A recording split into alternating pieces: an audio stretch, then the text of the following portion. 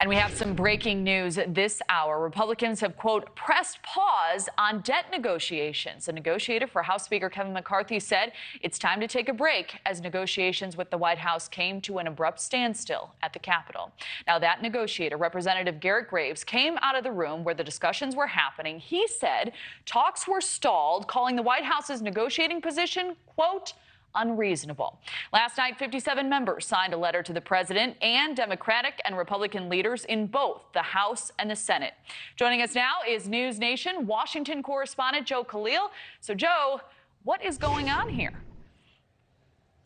That is a really good question, Kelly. What we can tell you right now is that for some reason there is an impasse on these discussions, on these negotiations. You talked about Congressman Garrett Graves there, who left and basically told reporters that there was a pause and he feels that the White House is being unreasonable. I just a couple of minutes ago spoke with another person who is in the room making those decisions, having those negotiations, and that is Congressman Pat McHenry. He's one of Speaker McCarthy's deputies who's assigned to work on these negotiations. He basically told us the same thing. He said that as it stands right now, he doesn't think that the White House's negotiating position is meeting the moment and the expectations that Speaker McCarthy has set forth. We asked him if they expect to get back into the room with the White House today. He said it's his expectation that no, these negotiations are done at least for today. I asked him if on the weekend, over the weekend, they expected to pick back up.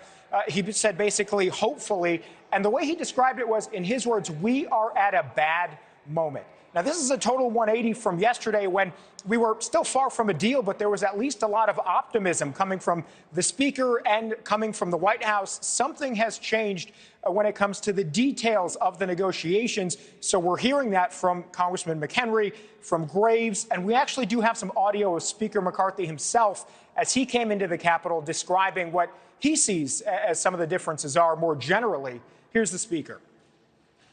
Well, we've got to get movement out of the White House, and we don't have any movement yet. So, yeah, we've got to pause. What's holding up? The tone seemed really optimistic yesterday. Is it? Yeah, I mean, yesterday, I really felt we were at the location where I could see the path. The White House is just, look, we can't be spending more money next year. We have to spend less. So it was a little bit hard to hear there, the muffled audio, but basically he said that their position is we can't be spending more money next year than we're spending this year. Republicans trying to roll back significantly on spending. The White House did send us a statement as well characterizing where they are on what's happening. And the White House says here, quote, there are real differences between the parties on budget issues and talks will be difficult. The president's team is working hard toward a reasonable bipartisan solution that can pass the House and the Senate. So that's what we have from the White House. You heard the Republican position. We are going to continue to monitor this, Kelly, throughout the afternoon to see if we have any more developments on exactly what the details are. I can tell you earlier today, we were reporting about that letter that 57 House Republicans sent to Speaker McCarthy and the president saying if our border security bill is not a part of these negotiations, they may not vote for this. I'm hearing from sources that is not part of what this impasse is. That's a separate situation altogether. The impasse is something different. So we're going to continue hammering our sources and figure out what exactly is that's keeping both sides out of the room right now. All right. Important context. Joe Khalil, thank you. Thank you for watching. Go to newsnationnow.com to find News Nation on your television provider. And don't forget to click the red subscribe button below to get more of News Nation's fact-driven, unbiased coverage.